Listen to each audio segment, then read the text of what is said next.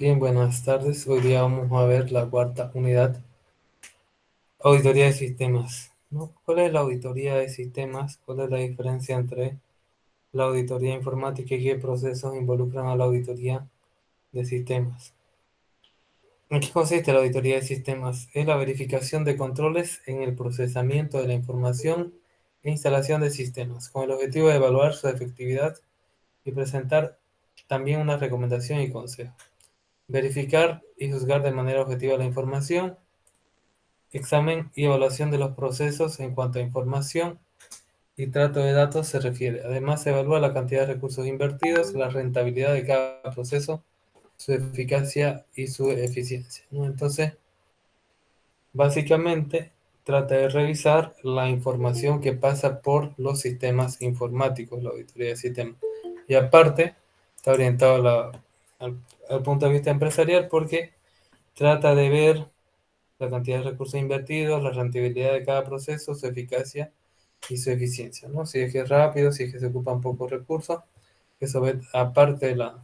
Fíjense que no se centra mucho en la tecnología, sino más en la información. La auditoría de sistemas supone la revisión y evaluación de controles y sistemas de informática. Así,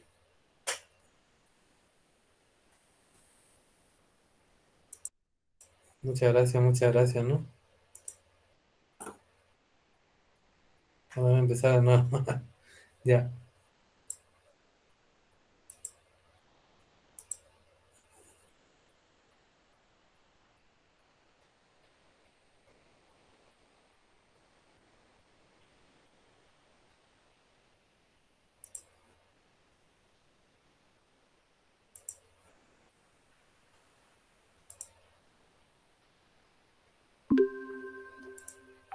Bien, buenas tardes. Vamos a hablar de la auditoría de sistemas. Entonces, como la auditoría de sistemas se puede decir que verifica el cumplimiento de controles en el procesamiento de la información, ¿no? O sea, la información que pasa por los sistemas de información. Y tratamos de ver su efectividad y también presentar alguna recomendación o consejo. Siempre se da recomendaciones o consejos cuando se hace cualquier tipo de auditoría. Verificamos y juzgamos de manera objetiva la información, si es que la información que se pasa por los diferentes sistemas informáticos es la correcta o no. Y estamos más orientados que la auditoría informática, estamos orientados al punto de vista empresarial porque examina y evalúa los procesos en cuanto a informatización y trato de datos, además que evalúa la cantidad de recursos invertidos, es decir, la parte económica, la rentabilidad de cada proceso, cuánto puede ganar y también su eficacia y su eficiencia, si es que es rápido y que si se invierte pocos recursos en el sistema informático. Bien. Ahora, la auditoría de sistemas supone la revisión y evaluación de controles y sistemas de informática. Fíjense que está muy centrada en la información y la auditoría informática está más centrada en la tecnología, así como su utilización, eficiencia y seguridad de la empresa, la cual procesa información. Gracias a la auditoría de sistemas como alternativa de control, seguimiento y revisión, el proceso informático y las tecnologías se emplean de manera más eficiente y segura, garantizando una adecuada toma de decisiones, ¿no? Entonces, si es que los datos, si es que la información que viaja entre los sistemas informáticos es correcto, se puede tomar se puede hacer una mejor toma de decisiones. Ustedes tienen una materia que se llama Sistemas para el soporte a la toma de decisiones, donde ven Data Mining, Data Warehousing, Business Intelligence y toman, ¿no? En base a la información de la empresa, pueden tomar una decisión, que es la meta de esa área de la informática o de los sistemas. ¿Qué es lo que se hace cuáles son los pasos que se siguen cuando se hace una auditoría de sistemas? Primero se realiza una investigación preliminar del área informática, es decir, nos centramos en el área informática de la empresa. Si el auditor determina confiar en los controles internos de la empresa, se realiza una investigación detallada. ¿Qué pasa si el auditor no confía en los controles internos de la empresa? Ahí para la auditoría. O recomienda hacer algunas modificaciones antes de continuar. El auditor prueba la confianza sobre aquellos controles que son críticos, ¿no? Entonces va a ver cuáles controles son más importantes y eso es lo que va a probar. Se realiza pruebas sustantivas de los procedimientos, es decir, se realizan con ejemplos reales pruebas de los procedimientos que se siguen en el área de seguridad y el auditor finalmente debe dar una opinión como cualquier auditoría.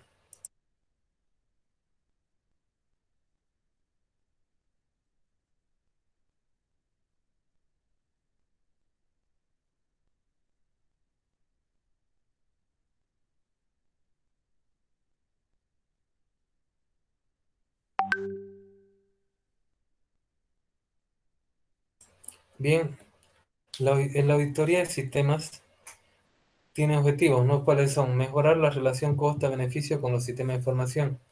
Fíjense, está más orientado al mundo empresarial que la auditoría informática. Entonces, mejora quiere sistemas que sean más económicos para la empresa. Eso no necesariamente le conviene a un ingeniero de sistemas, pero sí le conviene a una empresa. Incrementar la satisfacción y seguridad de los usuarios de dichos sistemas informatizados. Tenemos nosotros que, al tener un buen sistema informático protegido, el usuario se va a sentir seguro y se va a sentir satisfecho. Garantizar la confidencialidad e integridad a través de sistemas de seguridad y control profesionales. Minimizar la eficiencia de riesgos, tales como virus, hacker, por ejemplo, ¿no? Entonces, nosotros damos recomendaciones para que no esté tan expuesto. Después vamos a ver análisis de riesgo donde se analiza cada uno de los recursos informáticos que tiene la empresa, se le pone una ponderación y entonces tratamos de minimizar esos riesgos como son virus, hackers, ¿no? Optimizar y agilizar la toma de decisiones. Si es que el sistema informático te da una información exacta, rápida, eficiente, eficaz, se puede tomar rápidamente decisiones. Y educar sobre el control de los sistemas de información, puesto que se trata de un sector muy cambiante y relativamente nuevo, por lo que es preciso educar a los usuarios de otros procesos informatizados.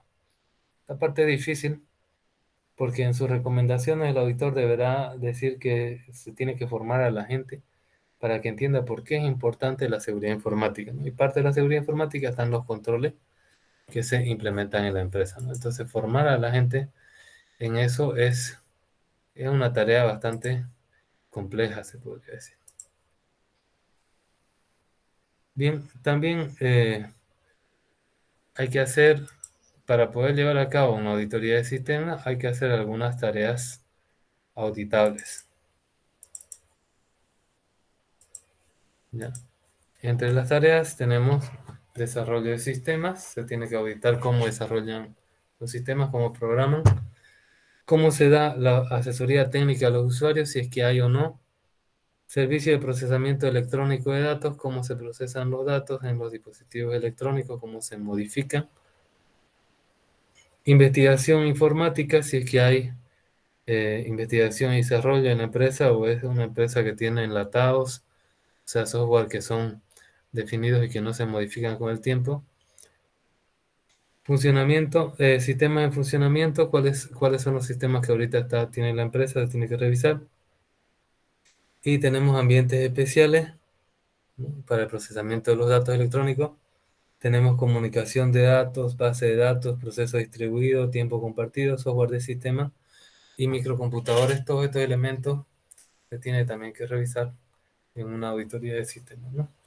Entonces son áreas auditables también, orientados al procesamiento de la información, ¿no? Siempre orientados al procesamiento de la información y al cumplimiento de los objetivos empresariales de la empresa, más que en sí la revisión de la correcta implementación de tecnología, cumplimiento de normativas y todo eso. Y eso es la parte de auditoría informática. ¿Cuál es la planificación de la auditoría? Para hacer una adecuada planificación se sigue una serie de pasos previos que permitan dimensionar el tamaño y características del área dentro del organismo a auditar, sus sistemas, organización y equipo. Con ello podemos determinar el número de características del personal de auditoría, las herramientas necesarias, el tiempo y el costo, así como definir los alcances de la auditoría para, en caso necesario, poder elaborar el contrato de servicio, ¿no? Entonces, para hacer una adecuada para hacer una adecuada planificación de la auditoría, primero tenemos que ver qué tan grande es la empresa, qué características tiene, qué personal tiene, qué equipamiento tiene, y también las herramientas y el personal que se van a utilizar, así como el tiempo para llevar a cabo mi auditoría, ¿no? Y si todo está correcto según lo que nosotros conocemos y estamos formados, hacemos el contrato de servicio, ¿no? Un contrato de auditoría. El trabajo de auditoría deberá incluir la planeación de la auditoría. ¿Qué significa la planeación? Planificar, voy a hacer esto, esto, en tal fecha, en tal fecha. Todo tiene que estar bien, bien planificado. El examen y evaluación de la información, después de hacer la planificación y ya cuando ustedes se ponen manos a la obra, tiene que ir revisando cada uno de los activos y aparte tiene que evaluar, es decir, ponerle una calificación, ¿no? Una calificación de riesgo. La comunicación de los resultados y el seguimiento, ¿no? Al final, el documento final es el informe de auditoría y ese es el que se tiene que entregar al, al personal o a la empresa que nos ha contratado. Fíjense acá, ¿qué nos dice? La planificación de la auditoría debe ser 40% del tiempo total.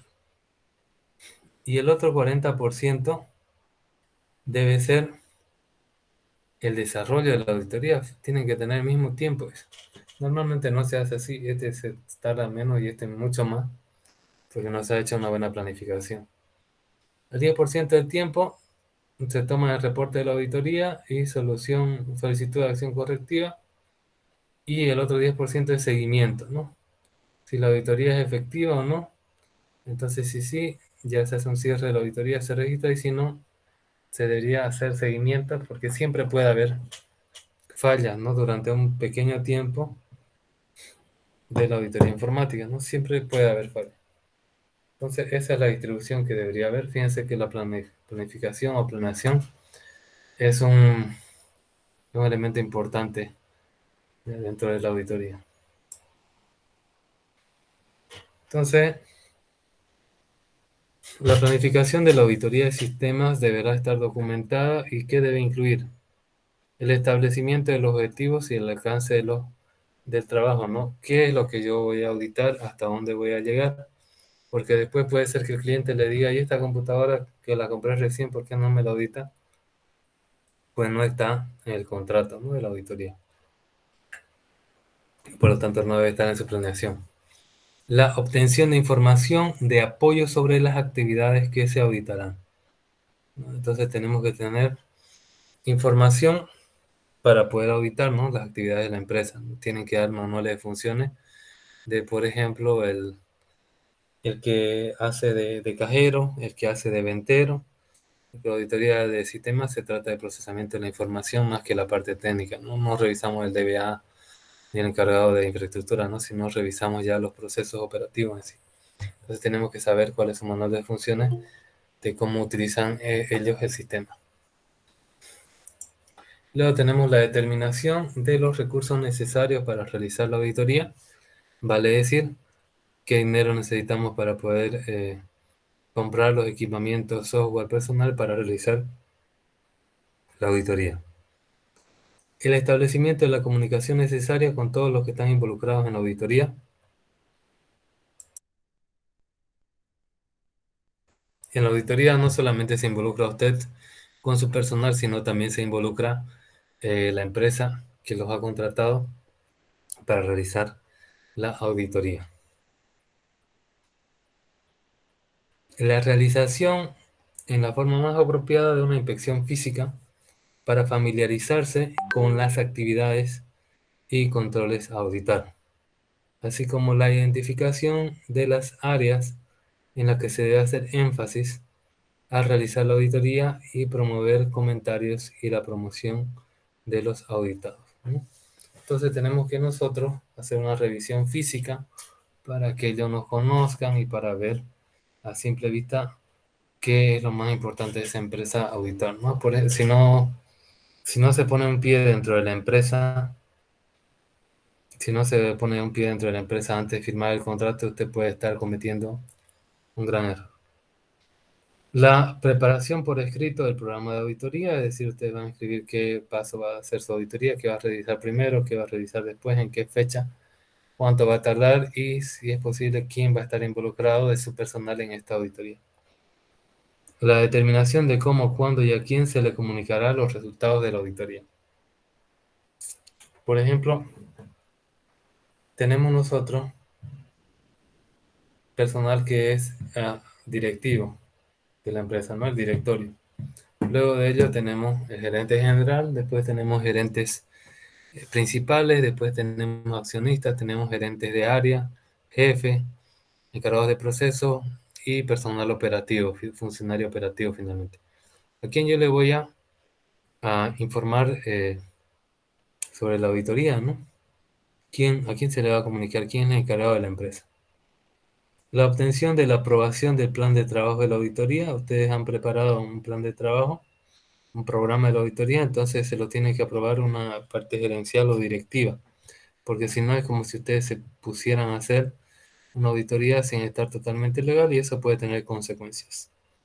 En el caso de la auditoría informática, la planeación es fundamental, pues habrá que hacerla desde un punto de vista de varios objetivos, como evaluación administrativa del área de procesos electrónicos, evaluación del sistema y procedimientos, evaluación de los equipos de cómputo, evaluación del proceso de datos y de los sistemas y de los equipos de cómputo, software, hardware, redes, base de datos y comunicaciones. Aquí principalmente es el punto que interviene la auditoría de sistemas, seguridad y confidencialidad de la información y aspectos legales de los sistemas de información. En el caso de la auditoría informática, la planeación fundamental, pues habrá que hacerla desde un punto de vista de tres objetivos: evaluación administrativa del área de procesos electrónicos, evaluación de sistemas y procedimientos, aquí es lo que viene a ser la auditoría de sistemas, y evaluación de los equipos de cómputo. ¿Qué es lo que tratamos de hacer con la planificación? Obtener información general sobre la organización y sobre la función informática, es decir, qué es lo que hace con los equipos y sistemas informáticos de la empresa. Se lleva una investigación preliminar a través de entrevistas previas, ¿no? Normalmente se entrevista a personal gerencial, es decir, personas que tienen un rango alto, ¿no? Porque para las empresas para los personales secundarios, o sea, funcionarios operativos de más bajo nivel, lo que se hace es, se pasa encuestas, ¿no? Que ellos rellenen. Con esto se planea el programa de trabajo, los tiempos, los costos del personal, documentos auxiliares a solicitar o formular, ¿no? Entonces el programa de trabajo determina tiempo de la auditoría, los costos que va a llevar a cabo, el personal que se va a utilizar y también va a haber documentos auxiliares más allá de los que nos ha presentado previamente la empresa, que necesitamos que la empresa desarrolle o no los dé, ¿no? Entonces, todo eso se hace en la planificación para que después, ya cuando se lleve acá, ya cuando se lleve por acá, la auditoría, ya no se tengan esa sorpresa, ¿no? Cuando se lleve a realizar la auditoría. Bien, ¿qué es lo que se hace en la auditoría? Se hace un proceso de evaluación y examen de la información, ¿no? Ese proceso es el siguiente: examen, ¿qué significa? Revisar lo que hay, y evaluación, ponerle una calificación, una nota. Se debe tener la información de todos los asuntos relacionados con los objetivos y alcance de la auditoría. La información debe ser suficiente, competente, relevante y útil para que proporcionase las bases sólidas en relación de los hallazgos y recomendaciones de la auditoría. Entonces tenemos que tener suficiente información para poder tomar un criterio, ¿no? Una recomendación o una opinión. Los procedimientos de auditoría deberán ser elegidos con anterioridad, cuando esto sea posible, modificarse cuando las circunstancias lo requieran. Siempre los procedimientos tienen que estar definidos mucho antes, ¿no? El procedimiento de recabar, analizar, interpretar, documentar la información debe supervisarse para proporcionar una seguridad razonable de que la objetividad del auditor se mantuvo, que las metas de la auditoría se cumplieron, ¿no? Entonces, para poder hacer eso se tiene que tiene que haber un equipo de auditoría y tiene que haber un líder que revise que se está haciendo bien la auditoría informática. ¿Por qué? Porque nosotros somos personas y tenemos una opinión subjetiva. Subjetiva significa a cada uno lo que le parece, pero en base a la teoría, en base a la evidencia, en base a las pruebas, la normativa, tenemos que tratar de dar como auditores una opinión objetiva. Objetiva significa una opinión neutra que debería ser lo más exacta posible. Los documentos de trabajo de la auditoría deberán ser preparados por los auditores y revisados por la gerencia de auditoría. Se complementa con el punto anterior, el auditor es el que hace la auditoría y bueno, habrá un gerente de auditoría que lo revise. Al terminar de revisión preliminar se elige uno de los tres casos.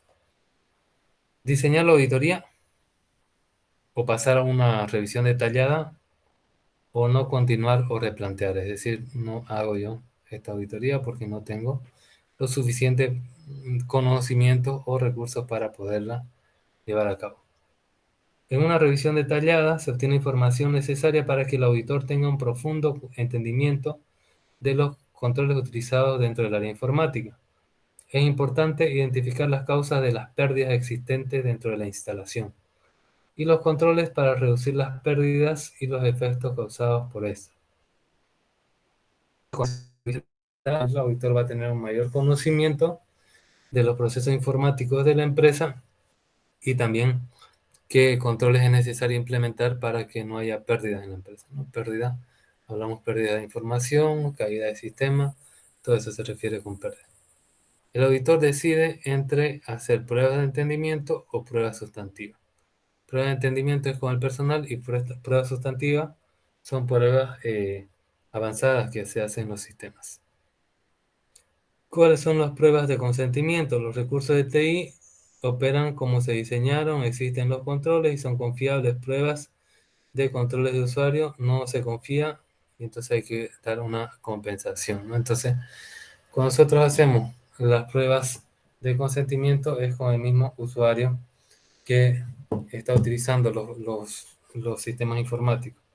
Cuando se hace una prueba sustantiva, es su propósito de ser evidencia suficiente para un juicio. Mírense, es tan buena esta prueba que da como resultado algo que se pueda llevar al entorno jurídico y emitir conclusiones sobre las pérdidas del proceso de información. Existen 8 pruebas sustantivas. Son las siguientes: identificar errores, asegurar la calidad de los datos, identificar inconsistencia, comparar datos y contadores físicos, confirmación de los datos con fuentes externas, confirmar adecuada comunicación, determinar falta de seguridad y problema de seguridad. ¿A qué se refiere con asegurar la calidad de los datos? Que los datos pueden estar en la empresa con una buena calidad. ¿Qué significa una buena calidad? Significa que mientras se muevan, se haga su flujo de trabajo, su workflow dentro de las diferentes máquinas de la empresa, los datos van a tener la misma información. Identificar inconsistencias cuando hay problemas de calidad de los datos de inconsistencia, es decir, una máquina sale un resultado, por ejemplo, para la cuenta del cliente X y en otra máquina sale otro resultado para la misma cuenta. Comparar datos y contadores físicos, por ejemplo, podemos tener datos de un inventario y ahí determinamos si es que realmente hay 5 bicicletas que vamos a vender o en nuestro sistema no dice otra cosa. Confirmación con fuentes externas, se revisa de forma física si es que realmente se está comprobando o viendo otros sistemas en paralelo que manejan los datos. Confirmar la adecuada comunicación, ver si los datos están viajando solamente por los equipos y las redes que deben viajar. Determinar la falta de seguridad, si es que hay algún problema de seguridad en todo el procesamiento de los datos, y identificar los problemas que hay de legalidad, ¿no? Legalidad son problemas legales, por ahí nosotros en nuestra empresa estamos haciendo cosas indebidas según las leyes que hay en el ámbito de auditoría informática o en el ámbito de la empresa, ¿no? Si una empresa de ventas, si una empresa petrolera, bancaria, va a tener también su propia legislación, ¿no? Entonces, hay que ver si se están manejando los datos de forma correcta en estas, ¿no?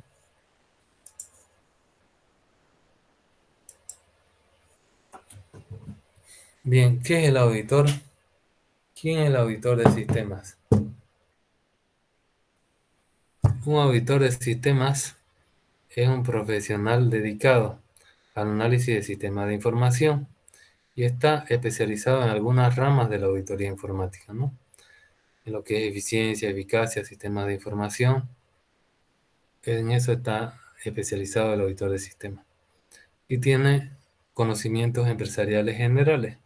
Un auditor informático no necesariamente va a tener conocimientos empresariales.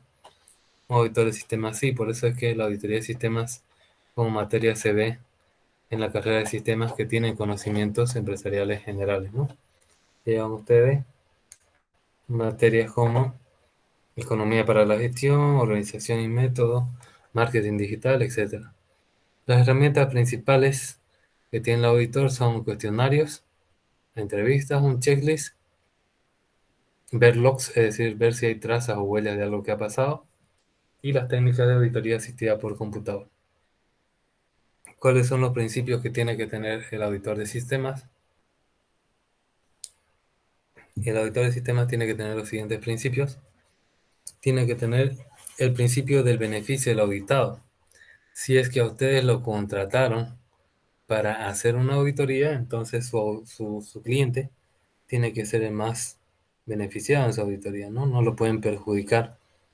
Principio de la calidad, ustedes deben hacer un trabajo que sea pulcro, que sea honesto, que tenga la suficiente calidad tecnológica y también personal profesional de su parte.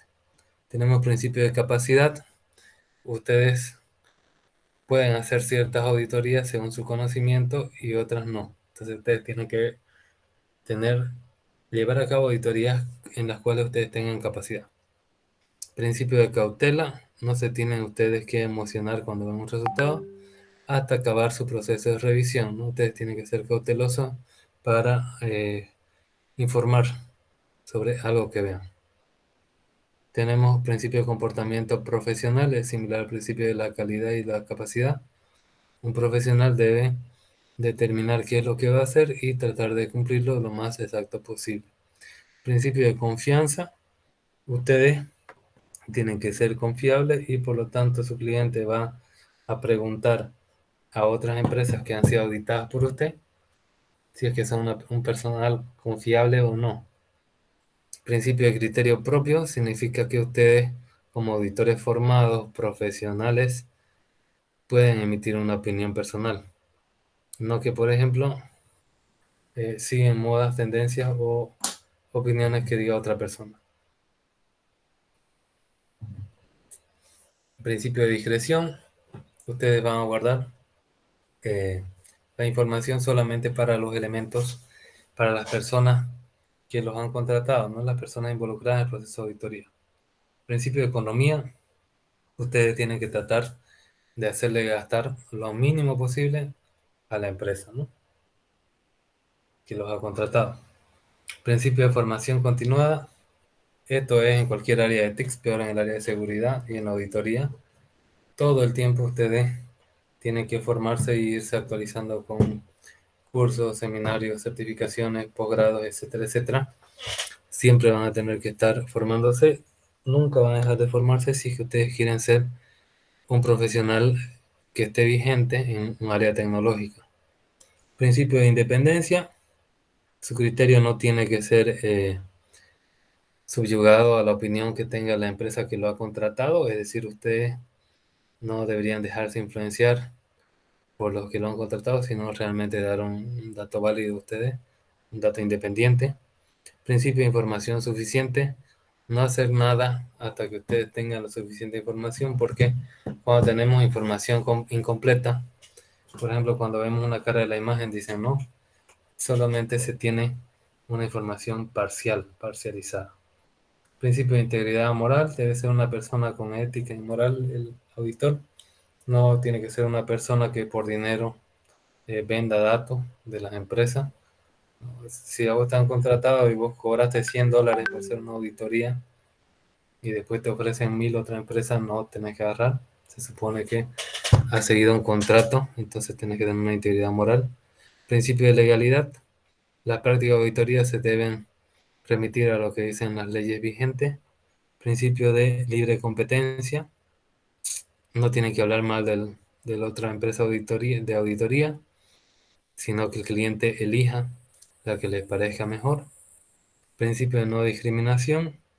no deberían ustedes dar por sentado ciertos estereotipos de la información que tengan. Principio de no injerencia significa que ustedes no tienen que meterse en los asuntos de la empresa que está siendo auditada.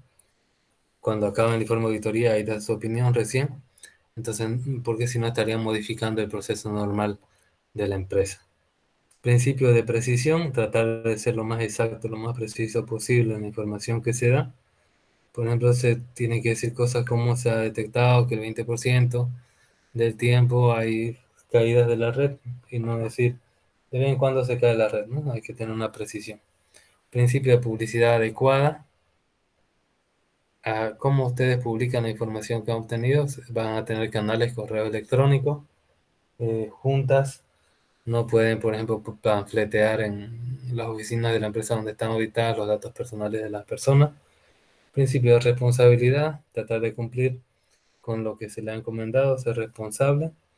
Y si es que algo no ha planificado bien usted, usted lo tiene que asumir. No tiene que estar cobrando más si es que su error es de usted. Principio de secreto profesional. Una vez se hace la auditoría, ustedes se olvidan de los nombres y los datos, ¿no? O sea, de la empresa. El principio de servicio público.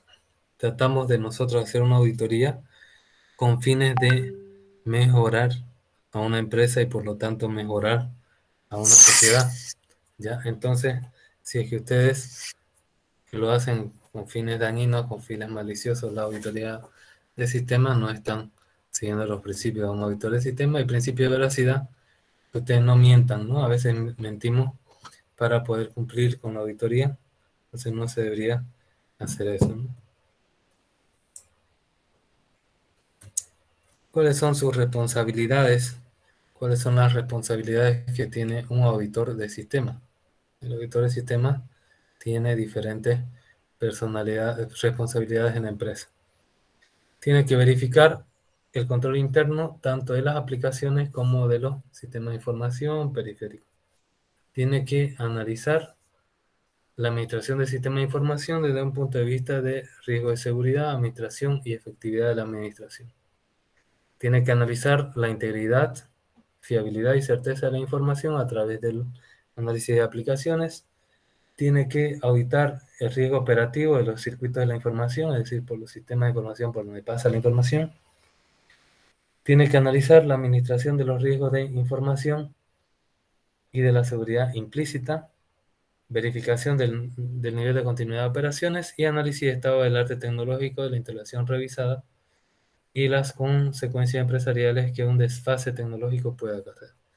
En síntesis, su responsabilidad es analizar toda la información que pasa por los sistemas de información, ver si esa información es segura y también si se está operando de forma correcta, así como saber el estado del arte, es decir, en qué nivel está la tecnología de los sistemas de información que están en la empresa para recomendar una actualización, ¿no? O un desfase tecnológico, o se tiene que nombrar que hay un desfase tecnológico diciendo que si no se actualiza la tecnología, los sistemas de información van a tener o problemas de seguridad o van a procesar mal la información que tienen. Materias que el auditor de sistemas debe conocer, o el consultor, dependiendo, ¿no? Seguridad, control interno corporativo, eficiencia y eficacia, tecnologías de la información, continuidad de operaciones y administración de riesgo. En la materia de seguridad lo que tenemos que ver es si es que los datos están protegidos de la forma correcta. En el control interno operativo tenemos que ver si sigue normativas de control como COSO, COVID y tiene controles implementados, ya sea físicos o ya sea lógicos. En eficiencia y eficacia estamos viendo si solo usa pocos recursos y esos recursos no son caros. En tecnología de la información vemos en qué nivel, en qué generación de la tecnología de la información está la empresa, si es que está muy desfasada o está adecuada. En continuidad de operaciones vemos todo lo que es recuperación de desastres, backups, para poder seguir funcionando pese a que haya problemas en la empresa. Y administración de riesgos, lo que se hace es se determina qué equipos o qué recursos tecnológicos son los que tienen mayor riesgo de ser atacados y por lo tanto cuáles son las medidas a tomar para que estos recursos bajen su nivel de posibilidad de ser atacados.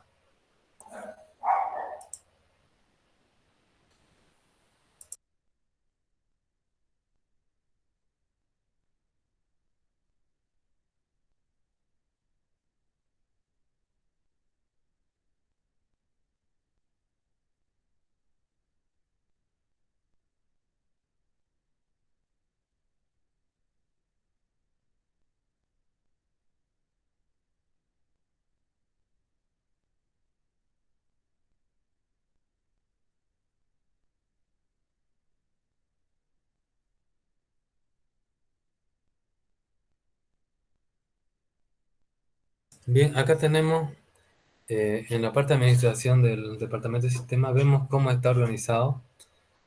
Tenemos acá dos empresas, una empresa chiquitita y una empresa grande. Fíjense, la empresa chiquita, bueno, en realidad sería mediana para Bolivia. Tiene un área de desarrollo, un área de mantenimiento y un área de infraestructura. En el área de desarrollo tiene un analista diseñador y un programador. El área de mantenimiento tiene un técnico de redes, un técnico de hardware y un asistente técnico de software. Y el área de infraestructura tiene un administrador de seguridad y tiene un DBA. Una empresa un poco más grande, el departamento de sistemas, tiene las siguientes áreas: administración de redes y centros de cómputo y telecomunicaciones, administración y diseño de software, seguridad informática, soporte técnico y diseño gráfico. El área de red y telecomunicaciones tiene un administrador de servidores, un administrador, o sea, un configurador de equipos y telecomunicaciones, otro que hace el mantenimiento de la red de cómputo y otro que hace el diseño. En la administración y diseño de software va a haber un analista de proyectos de automatización, otro gestor de sistemas y aplicaciones informáticas y uno encargado de la base de datos. En la parte de seguridad informática va a haber uno que haga las planes de contingencia y otro que haga la elaboración y administración de la política de seguridad. En el área de soporte técnico va a haber uno que haga los mantenimientos de los equipos de cómputo y la administración de las cámaras de video y soporte técnico de herramientas administrativas e instalación de programas. Y en parte de diseño gráfico va a haber uno que haga el mantenimiento de las páginas web y otro que haga la parte de publicidad y materiales gráficos. Entonces, el departamento informático de una empresa, o el departamento de sistemas, o el departamento de TIC o TI, como quiera llamarse, va a depender de lo que la empresa invierta en ese, ¿no? Por ejemplo, se supone que este va a ser una empresa medianita, como puede ser una facultad, debería tener eso. Sin embargo, en la universidad se debe tener un 20% de esto, cada facultad. Y esto acá viene a ser ya una empresa más grande, ¿no? Podemos decir que una empresa que hace una cooperativa, por ejemplo, tiene este tamaño. Y más o menos sí se cumple acá. Un banco, una empresa petrolera debería tener una administración, un departamento de sistema más grande. Bien. A continuación, dentro de la auditoría de sistemas, vamos a hablar de lo que es gobierno y gestión de las tecnologías de la información. ¿Qué es el gobierno? El gobierno, como su nombre se dice, es alinear, es decir, es mandar que las tecnologías de la información y las comunicaciones se sigan la línea del negocio, es decir, el negocio quiere hacer ciertas cosas y las TI, las tecnologías de la información, deben ayudar a que se cumplan esos objetivos. Hereda metas y estrategias de todos los departamentos de la empresa y proporciona el mejor uso de la tecnología y de sus estructuras organizativas para alcanzarla. No se olviden que la empresa ya tiene funcionamiento, ¿no? Tiene recursos humanos, contabilidad, finanzas, marketing y diferentes partes. Entonces, cada una de esas tiene un requerimiento en el área de TI.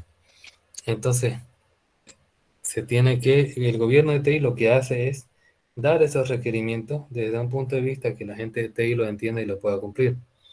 Tenemos un marco de trabajo y buenas prácticas, tenemos la norma australiana 8015 del 2015, la ISO IEC 38500 del 2008, y tenemos otro que se llama Corporate Governance on Information Technology, o Gobierno Corporativo de Tecnología de la Información. Tenemos lo que más se utiliza es COVID, que son los objetivos de control para la información y tecnología relacionada. Es el estándar COVID-5, el más utilizado para lo que viene a ser gobierno de tecnología de la información.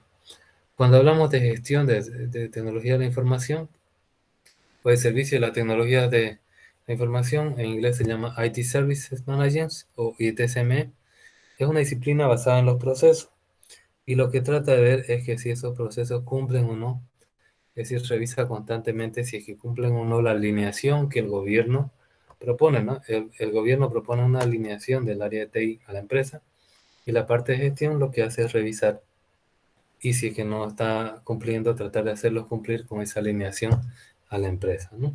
Es una disciplina basada en procesos, enfocada en tratar de alinear los servicios de TI proporcionales con las necesidades de la empresa, poniendo énfasis en los beneficios que puede percibir el cliente final. Entonces le decimos nosotros a la gente de marketing que, por ejemplo, tiene que tener su contraseña segura, porque si no está segura, después puede venir alguien y hackearlo y cambiar la campaña publicitaria, pues. Entonces el cliente final va a tener una mala percepción de una mala campaña publicitaria. La gestión propone cambiar el paradigma de gestión de TI por una colección de componentes enfocados en servicios de punta, a cabo usando distintos marcos de trabajo con las mejores prácticas, como por ejemplo tenemos la Biblioteca de Infraestructura Tecnológica de la Información o ITIL, y también tenemos el modelo de capacidad de servicio habilitado, ¿no? O SCM. El más utilizado de gobierno es COVID y el más utilizado de gestión es ITIL, ¿no? Entre ellos, a veces abarcan temas comunes porque el uno trata de dirigir a lo que es la infraestructura de tecnología de la información y comunicaciones a los lineamientos de la empresa y el otro se encarga de revisar y si es que hay un fallo, ver cómo acomodar eso para que se siga el lineamiento de la empresa. Entonces tenemos esos dos estándares son los más utilizados. Tenemos acá cuáles son las normas de auditoría de sistemas. Tenemos una normativa nacional y tenemos también una normativa, unas normas internacionales, ¿no? Tenemos acá las normas que se basan en la ISO 27001, que es los sistemas de gestión de la seguridad de la información, orientada a lo que viene a ser auditoría. Tenemos la 45001 para seguridad y trabajo, la 22000 para inocuidad alimentaria, la 22301 para sistemas de gestión de continuidad de negocio, la 28000 para gestión de seguridad de la cadena de suministros, la 31000 para gestión de riesgos, este es muy importante para un auditor informático, la 39001 para sistema de seguridad vial y la 19600 para sistema de gestión de cumplimiento, ¿no? Si se cumple con lo que se ha pedido en Bolivia. Hay una resolución general del 94-2002, el 27 de agosto de 2012, que el Contralor General del Estado resuelve aprobar los siguientes instrumentos normativos de forma individualizada en su primera versión, ¿no? Y acá tenemos los diferentes: auditoría gubernamental, financiera, operacional, ambiental, auditoría de inversión pública, y tenemos la norma de auditoría de tecnología de la información y comunicaciones, que tiene su código en el NS 017, ¿no? Entonces acá tenemos las normas de la auditoría de la información y las comunicaciones. ¿Cuál es su propósito? Contiene un conjunto de normas y declaraciones que permiten asegurar la uniformidad y calidad de la auditoría gubernamental en Bolivia.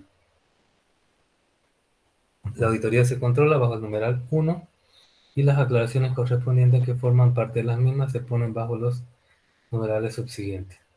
La aplicación, o sea, para donde se va a utilizar: para la Contraloría General del Estado, para las entidades públicas y también para profesionales y firmas de auditoría privada, ¿no? Tienen que seguir esta norma que está definido acá con el código NE/CE/017.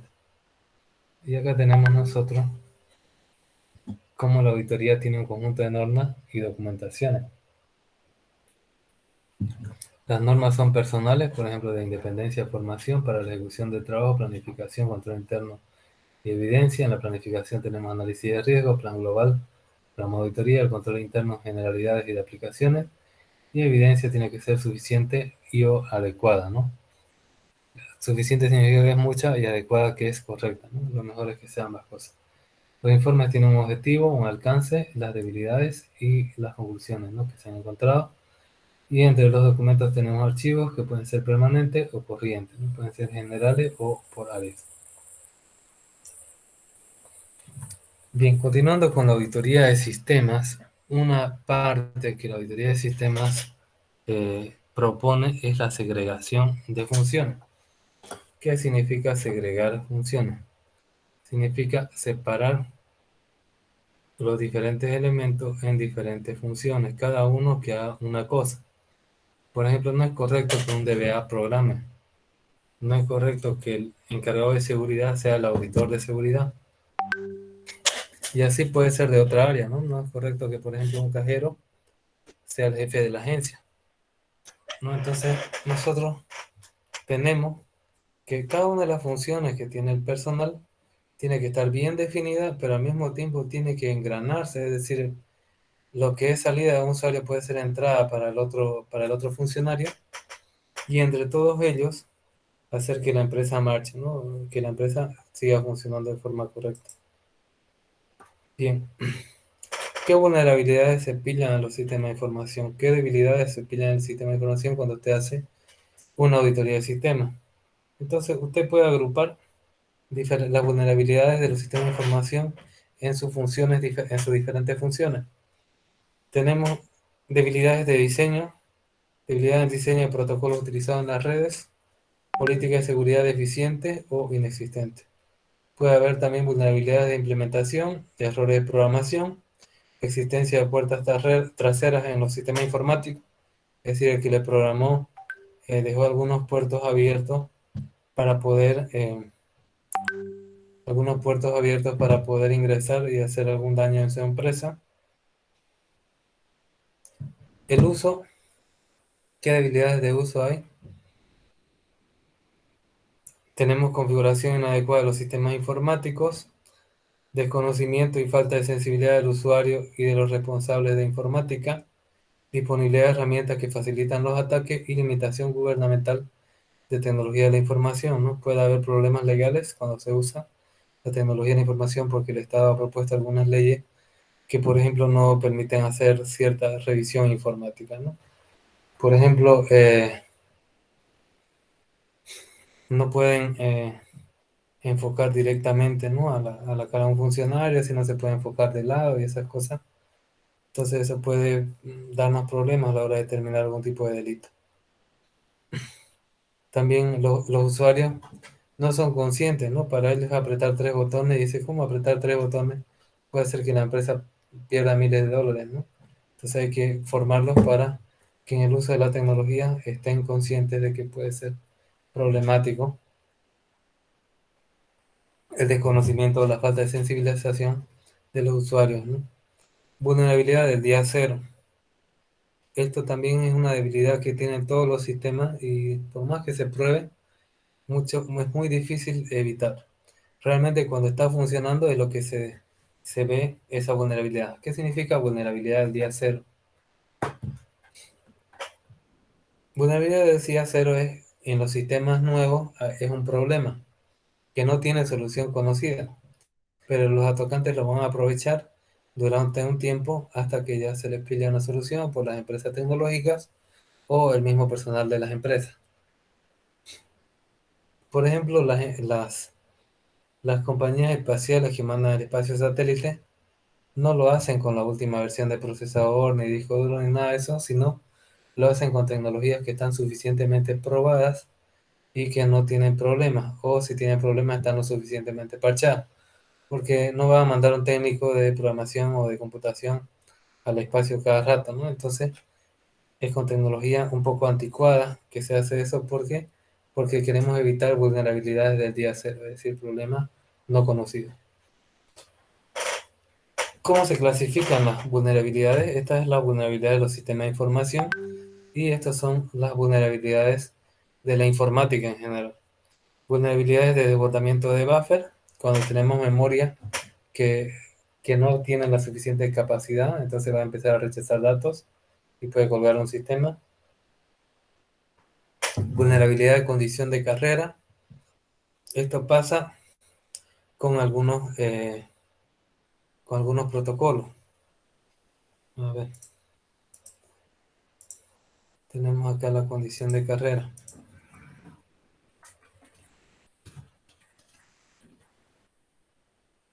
Vamos a utilizar un protocolo ARP, ¿no? Que nosotros, si tenemos una IP, queremos obtener una MAC para poder trabajar en una red LAN, ¿no? ARP funciona así. Entonces podemos tener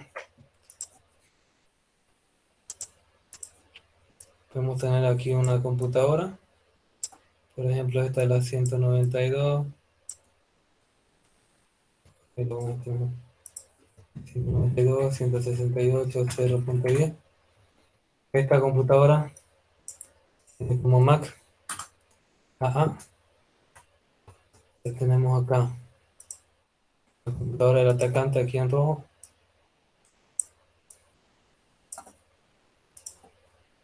Esta computadora tiene como IP 192.168.0.20. Está entre la misma empresa. La mayoría de los ataques no se olviden que son internos, y si no es interno es alguien que ha escalado privilegios. Y acá tenemos otra computadora.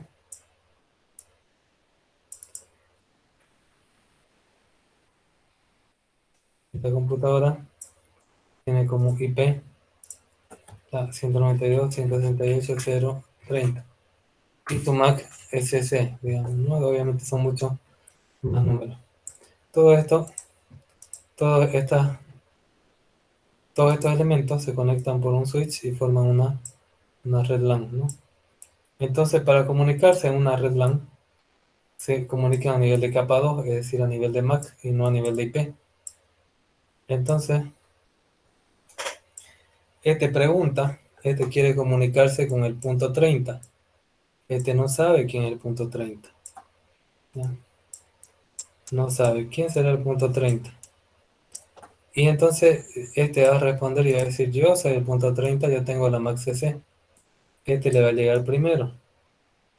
Pero el atacante va a llegar después con esta punto 30. En este caso, la condición de carrera me dice que el último es el que se queda. El último se queda.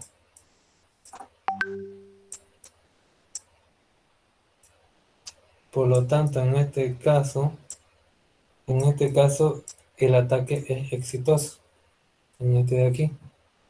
Cambio.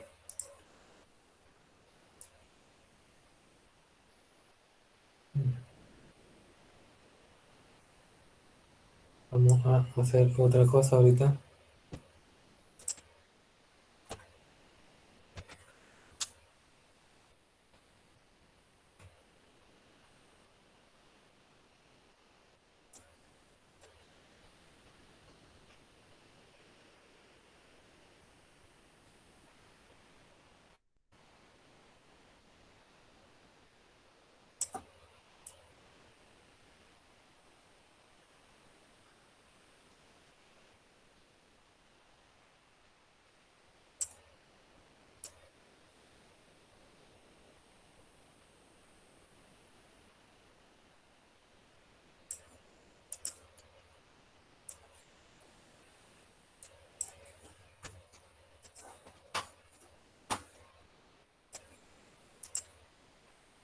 Tenemos otro caso. Pero en este caso, primero va a llegar el atacante. Su información va a decir yo soy el punto 30, bebé. Y después el bueno va a decir no, yo soy el punto 30, soy CC. No, este va a ser el segundo. Entonces, en este caso, la condición de carrera me dice que no existe, no, perdón, no hay éxito. Porque como se queda con lo último y el último es el correcto, entonces el ataque no es exitoso. En este caso, sí es exitoso porque llegaba de último el atacante, en cambio aquí llega de último la máquina correcta y por lo tanto no hay un ataque exitoso. Esa es la condición de carrera. El último se lleva el premio. Entonces, tenemos que ver si hay vulnerabilidades de condición de carrera. ¿Y eso cómo se revisa? se revisa en la red LAN y en los switches si es que todos los puertos, todas las MAC están casadas con una IP y esa IP es correcta. Tenemos también vulnerabilidades de error de formato de cadena. Hay lenguajes de programación que se utilizan, por ejemplo, para hacer programas como C, que si usted eh, escribe cosas indebidas, o Python también, le permite ingresar código malicioso por programación. Tenemos vulnerabilidades de cross-site scripting. Si se permite en un sitio que no es de usted ejecutar un scripting cruzado, entonces le va a hacer daño. Dependiendo de ese scripting, solamente puede ser visual, es decir, que le muestre cosas que no quiere usted para...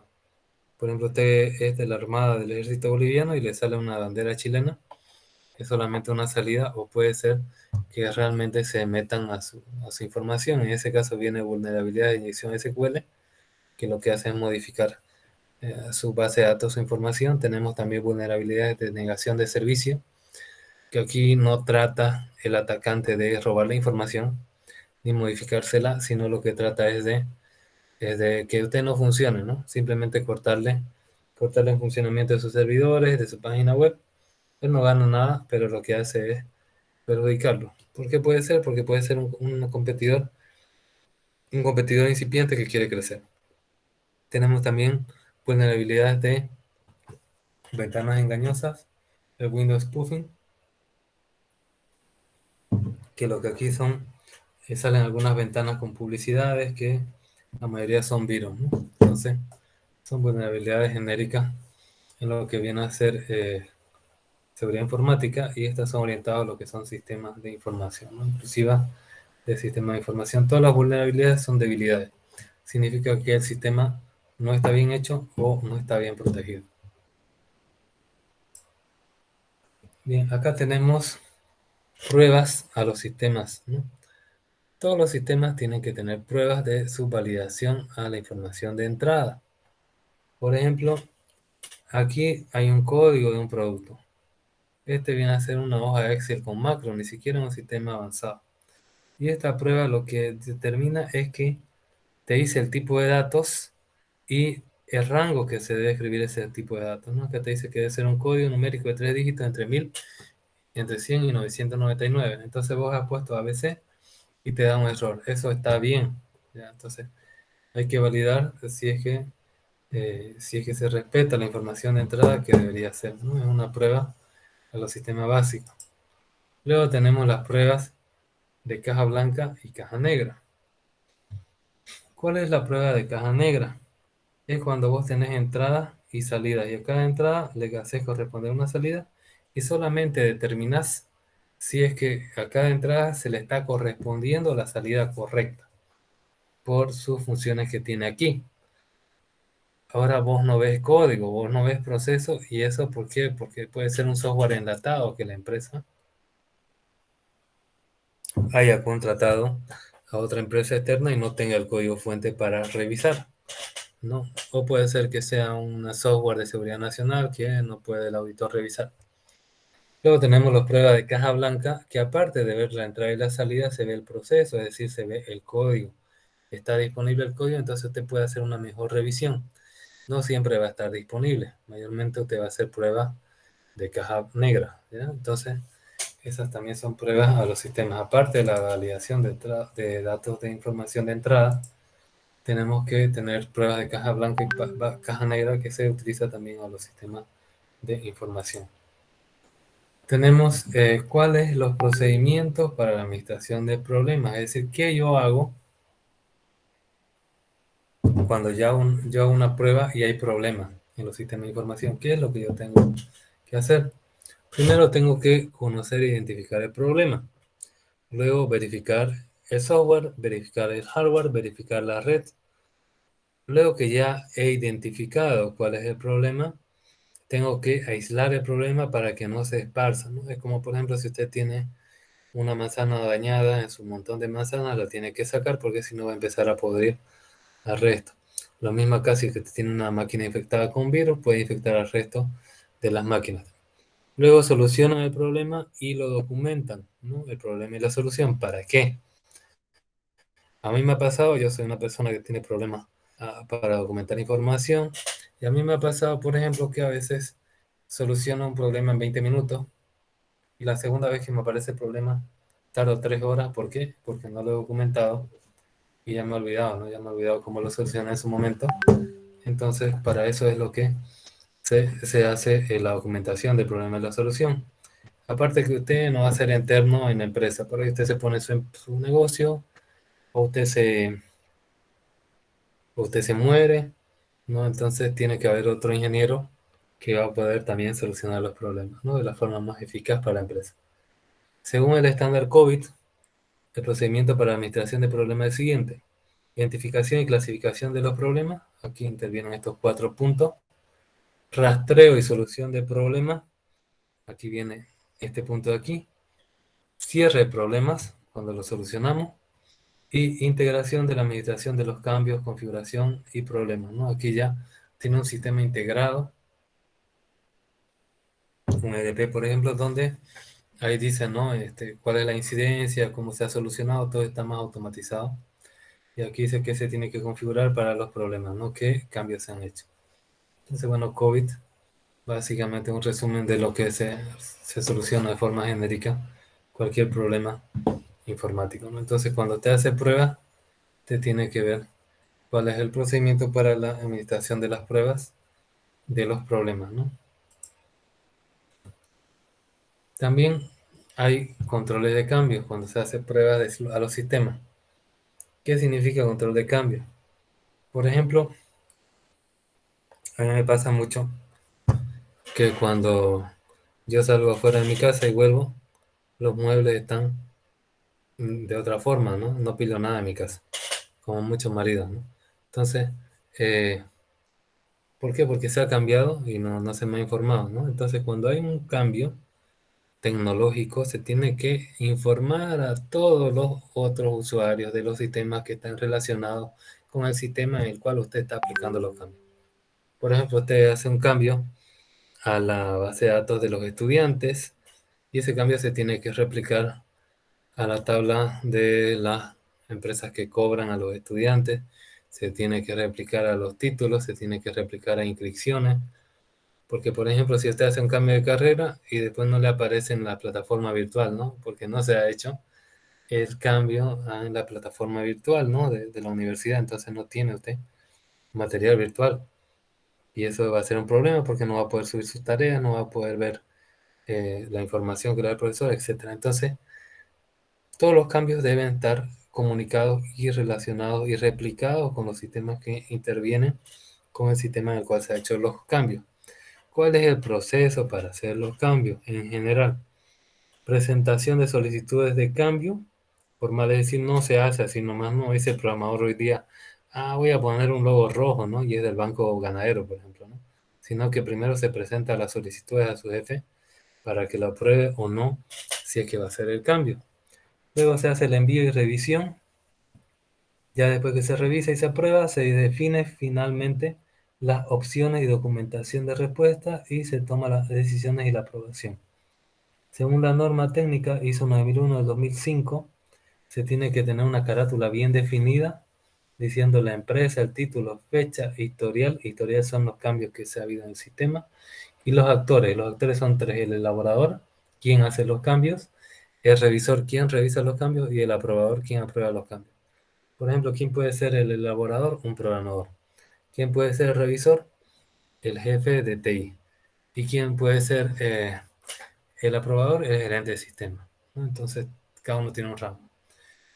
En este documentito que usted tiene que hacer, según la norma ISO 9001 de 2015, usted tiene que tener el objetivo del cambio, el alcance del cambio, las políticas generales y específicas que intervienen en el cambio, la definición del cambio, el vocabulario que está utilizando, los documentos de referencia, las condiciones generales, el desarrollo del cambio y también si hay un flujograma, es decir, por dónde va a viajar la información que usted está cambiando, ¿no?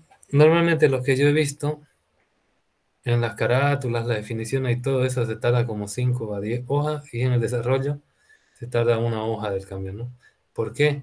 Parece chistoso, ¿no? Pero en realidad usted está cambiando un puntito en la empresa que involucra a todo un montón de otro sistema, ¿no? Entonces por eso tiene que estar bien definido y pareciera pequeño el cambio en sí, pero intervienen en varios sistemas, ¿no? Bien, ¿cómo se deben documentar los sistemas de información? La documentación de los sistemas de información son un conjunto de documentos que nos dicen qué hace el sistema. Entonces tiene que estar claro y completo, ¿no?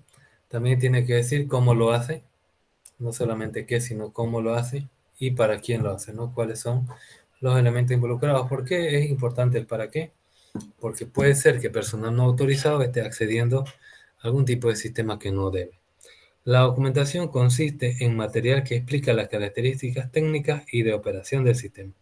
Las características técnicas es cómo está construido el sistema y la operación me dice cómo voy a trabajar con el sistema. Es esencial para proporcionar entendimiento de un sistema a quien lo vaya a usar para mantenerlo, para permitir una auditoría del sistema y para enseñar a los usuarios cómo interactuar con el sistema y a los operandos cómo hacerlo funcionar, ¿no?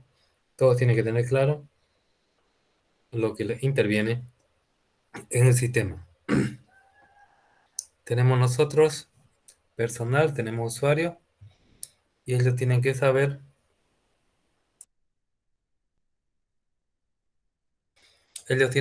cómo usar el sistema y también cómo mantenerlo, cómo mejorarlo.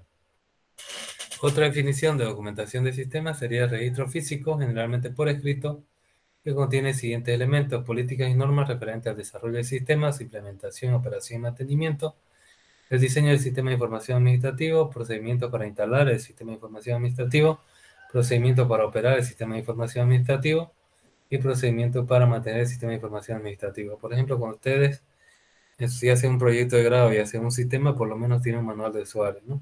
Y tiene también un procedimiento de instalación, eso normalmente se lo pone en anexo. Y el documento principal me dice qué es lo que hace el sistema. Existen varios tipos de documentación. Existe la documentación de programas, que explica la lógica del programa, incluye descripciones, diagrama de flujo, listado de programas y otros documentos necesarios para aclarar cómo funciona el sistema.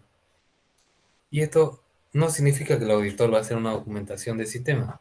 Solamente estamos repasando que el auditor necesita ver esta documentación de sistema, por si acaso, para poderlo revisar. Usted no va a hacer un diagrama de flujo como auditor de un sistema, sino que el programador lo hizo y usted lo revisa y ve si es que cumple o no con ese diagrama. Entonces, aquí se ve también la documentación, la naturaleza de los usuarios, la capacidad del sistema y cómo se usa. Muchas organizaciones tienen lo que se conoce programa de documentación, el cual consiste en una política formal cuya documentación se muestra como algo que debe prepararse en forma rutinaria por cada programa de cómputo, archivo y nuevo sistema. Hay empresas que han evolucionado más y todo lo tienen documentado. Yo he trabajado en dos bancos acá y, por ejemplo, en uno estaba todo documentado, pero no estaba todo actualizado, ¿no? Muchas veces no estaba actualizado, no estaban los cambios, ¿no? Escritos en el documento. Y he trabajado en otro que no había documentación también. Y bueno, era ese más, más fácil, ¿no? Y estábamos en problemas de desarrollo porque los sistemas estaban incompletos, entonces no teníamos tiempo tampoco para documentar, ¿no? Supongo que después cuando lo acabaron ya habrán documentado, ¿no? Es importante que la documentación esté clara y tengan todos los procedimientos necesarios para entender el funcionamiento total del sistema. Bien, tenemos nosotros cuando hacemos auditoría de sistemas, revisión, tenemos que revisar. Entonces tenemos que detectar evidencias. ¿Qué son una evidencia y qué es un indicio? Evidencia es algo que está claro, que no funciona de forma correcta y que hay algún problema. En cambio, indicio es una señal que me indica que algo puede no estar claro, ¿no? Que puede tener problemas. Entonces la evidencia es algo que ya está, ya se asume como verdadero y el indicio es algo que puede ser probable, ¿no? Estas evidencias e indicios son la base para la informática forense. La informática forense es un tipo de auditoría informática que trata de encontrar modificaciones en los discos duros, en hardware o software, que sean totalmente claras y puedan ser utilizadas para algún tipo de algún tipo de delito informático, ¿no? Por ejemplo, cuando hubo el fraude de la elección del 2018, ya el Colegio de Informáticos de Tecnología de Información de Santa Cruz encontró, ¿no? Hizo recopilación y encontró cierta información que determinaba que sí efectivamente hubo un fraude, ¿no? Informático. Entonces, bueno, esas son evidencias, ¿no? También pilló indicios, ¿no? Indicios son, por ejemplo, la tendencia de votación, ¿no? Que debe seguir una determinada línea según la estadística y no sigue esa línea, ¿no? Hay variaciones, entonces ahí también es un indicio de manipulación. La evidencia significa indictum, significa signo aparente y probable de que existe alguna cosa y a su vez es sinónimo de señal o muestra o indicación. Por tanto, es material sensible, significativo, percibe con los sentidos y que tiene relación con un hecho delictuoso. La evidencia física o indicios están asociados, se encuentran en el lugar de los hechos, ya sea en posesión de la víctima, cercano o distante a él, o en casa en posesión del autor del hecho cuando éste es detenido de inmediato en el propio sitio, en sus ambientes o en sus propios sitios de investigación. Una vez protegido, observado y fijado el escenario de suceso, puede realizarse la colección de los indicios o evidencias asociados al hecho, observando técnicas para el levantamiento y con el uso de guantes y otros instrumentos de acuerdo a lo que se vaya a levantar, ¿no? Esto es, bueno, una definición física, pero igual cuando usted manipula disco duro o sensores o controles biométricos o cualquier cosa, tiene que proteger sus manos con esos guantes para que en el caso de terminar huellas dactilares o algo así, no esté manchado con su propia información. Lo mismo cuando usted accede de forma lógica a los sistemas, tiene que tener cuidado que, por ejemplo, sacar primero un backup, porque por ahí, de forma indebida, usted modifica los datos, ¿no? Entonces tiene que tener cuidado también. ¿Cuáles son las reglas de la evidencia? Levantar toda la evidencia física, siendo preferible pecar por exceso que por defecto, es decir, tratar de mirar la mayor cantidad de datos posibles. Manejarla solo lo estrictamente necesario a fin de no alterarla o contaminarla. Es decir, que no tenemos nosotros que estar jugando con la evidencia, sino solamente para obtener la información que queremos. Evitar contaminarla con instrumentos que sean para su levantamiento, los cuales deberán ser, bueno, que dice, lavados meticulosamente antes y después de su uso. Por ejemplo, si ustedes tienen programas que snifean o programas que, por ejemplo, un programa que snifea cuánto tarda un sistema en levantar y encerrarse, ese programa no tiene que ser muy pesado porque si no degradaría la calidad de la red y por lo tanto los sistemas serían más lentos, ¿no? Por culpa de ese programa de revisión. Entonces, eso estaría contaminando, ¿no? El caso que está revisando. Levantarla por separado, evitar mezclarla, tenemos que definir así como se hacía antes en los problemas, siempre separar, ¿no? Siempre separar cada problema para poder analizarlo independientemente. Marcarla en aquellos sitios que no ameriten un estado ulterior, es decir, podemos decir que esta evidencia ya ha sido revisada suficientemente y no lleva a ningún lugar, ¿no? Entonces no va a ser revisada de nuevo, para evitar perder tiempo en el futuro. Embalarla individualmente, procurando se mantenga la integridad de su naturaleza. Lo mismo en los sistemas lógicos, hacer las copias de seguridad, si se puede, en el mismo tipo de sistema operativo y sistema de archivo que está originalmente, ¿no? Por ejemplo, ustedes se copian una información que está en Linux en un Windows y ya ha cambiado, ¿no? Entonces hay que tener cuidado de que no alterar la información por guardarlo en un lugar que no se deba. Entonces la detección de la evidencia sirven para la informática forense y un tipo de auditoría que se lleva sobre todo en los casos que van a juicio, ¿no? No solamente para que la empresa mejore su seguridad, como se hace la auditoría informática de siempre, sino cuando hay problemas legales. Bien, ¿cuáles son las recomendaciones que se debe dar? Cuando se acaba una auditoría cualquiera, se hace un informe de auditoría y su parte más importante del informe de auditoría es las recomendaciones donde se le dice al cliente qué es lo que debe hacer para que se mejoren las cuestiones de seguridad que nosotros hemos encontrado.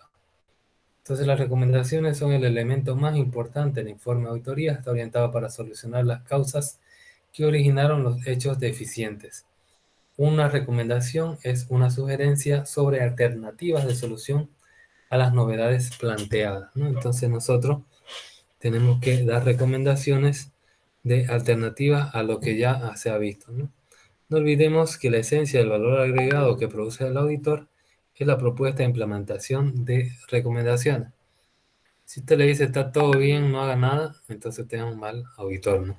Usted tiene que dar una recomendación que diga qué es lo que va a hacer para mejorar los sistemas.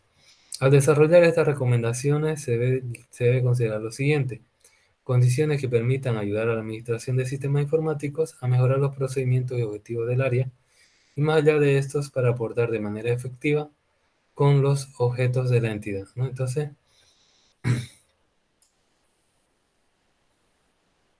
aquí nos está diciendo que las recomendaciones que demos tienen que ser factibles de implementar por nuestro cliente, ¿no? Para mejorar y no para empeorar sus sistemas. Determinar la viabilidad y costo-beneficio para la administración respecto a adoptar e implementar recomendaciones.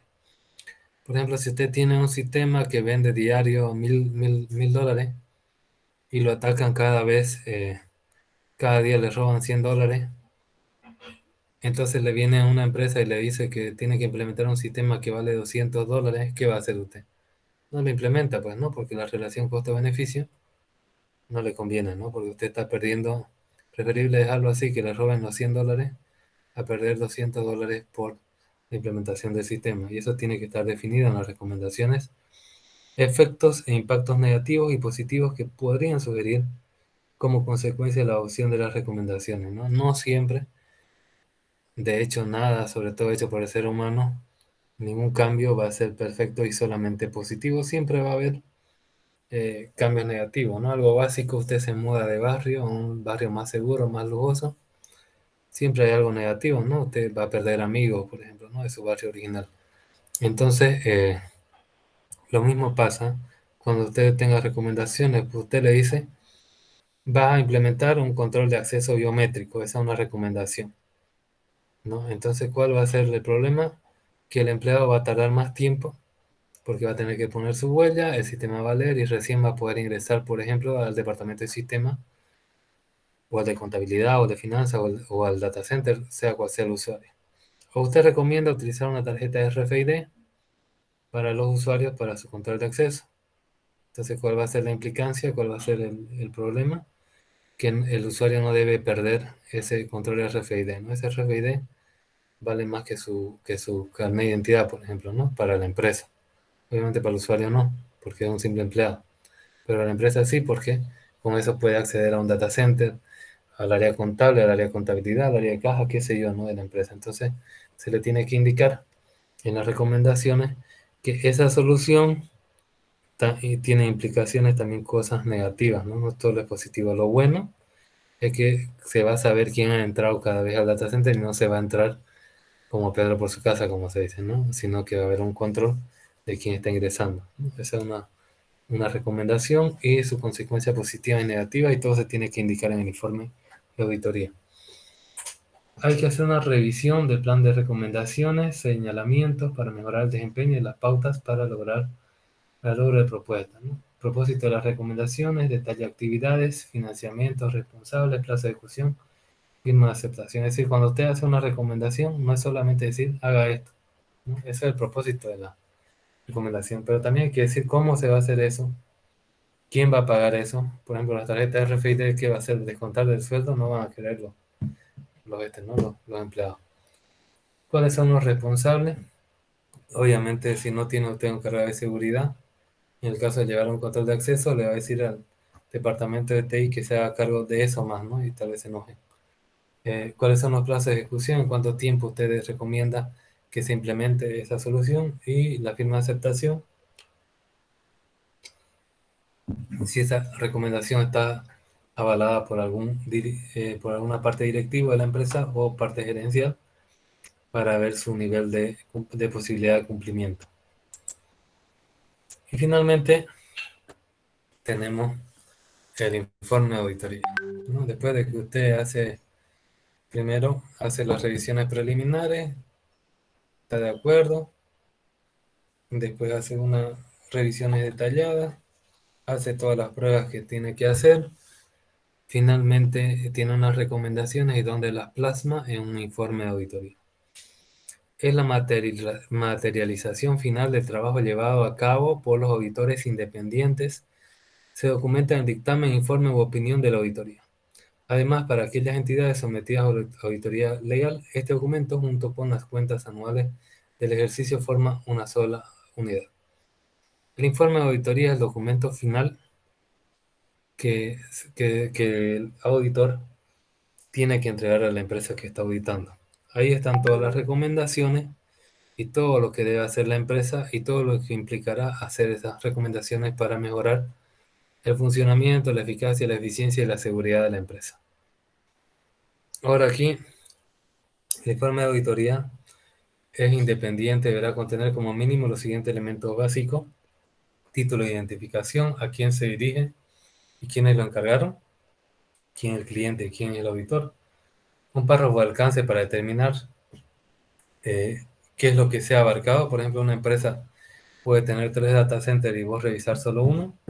El párrafo de opinión, donde se hace opinión de lo que ha encontrado. El párrafo o párrafo de énfasis, donde se detalla lo que es más crítico en la empresa. El párrafo o párrafo de salvedades, donde hay excepciones que se puede considerar por el auditor. El párrafo de informe de gestión, donde se informa cuál ha sido el proceso llevado a cabo de la auditoría. La firma de informe del auditor, el nombre, dirección y datos registrables del auditor, la fecha del informe y el párrafo legal o comparativo donde dicen qué ley se ampara esta auditoría. Y eso es lo último que se lleva a cabo, ¿no? Fíjense, esto, para hacer este informe de auditoría, primero tuvo que haber un contrato, ¿no? Después de hacer, perdón, antes de ese contrato todavía hubo unas pruebas, una revisión preliminar. Después vino recién el contrato y de ahí ya vinieron pruebas específicas.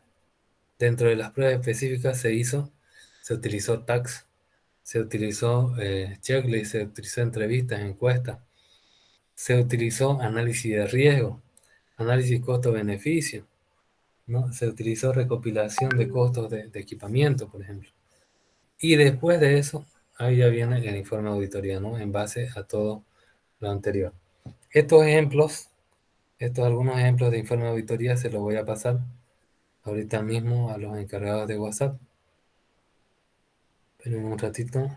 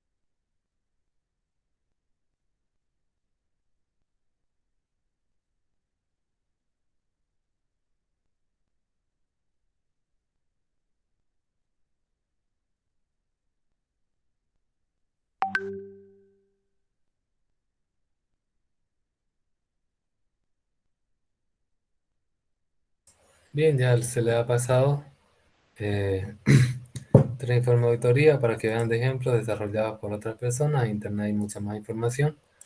También se le ha pasado la normativa boliviana de auditoría de las TICs, de las tecnologías de la información y las comunicaciones. Esta normativa de acá. Eso lo miran. Pueden hacer preguntas también si tienen alguna duda al respecto. Y los informes de auditoría les va a servir para cuando ya tengan su proyecto final, pues el informe, su informe de auditoría, ¿no? Ese proyecto se va a hacer cuando se acabe sacar el semestre, ¿no? Bien, ya estamos entonces, ya hemos acabado el tercer tema, 3 temas más y ya estamos listos para dar el primer parcial. Bueno, el final, porque solo hay un examen que vale 50%. Entonces ya vayan revisando. Ya estamos a la mitad del avance de la materia para su primer examen, ¿no? Todo esto se le va a subir a la plataforma, los enlaces de los videos de las clases. ¿Hoy tienen alguna consulta, jóvenes, antes de acabar la clase de hoy día?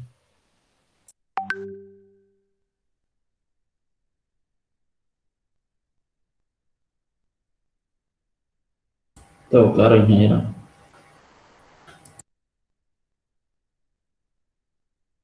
Sí, claro. Bien, qué bueno, ¿no? Si después les surgen dudas, ya lo hacen en su grupo. Entonces vayan repasando. Mi idea es hasta mitad del semestre que hagan su parcial y dejar la otra mitad para que hagan su proyecto final, no hasta fin del semestre, es decir, ya después de ese examen teórico, eh, que vayan aprendiendo algunas herramientas, ¿no? Para armar su auditoría. Bien, jóvenes, entonces, con eso sería todo por hoy. Nos vemos el día martes. Les voy a subir otra tarea también, hoy día o mañana. Básicamente es lo mismo, ya viene a ser el tercer tema del libro que estamos viendo, ¿no? Bien, bueno, hasta luego. Luego dije. Hasta luego, ingeniero. Hasta luego.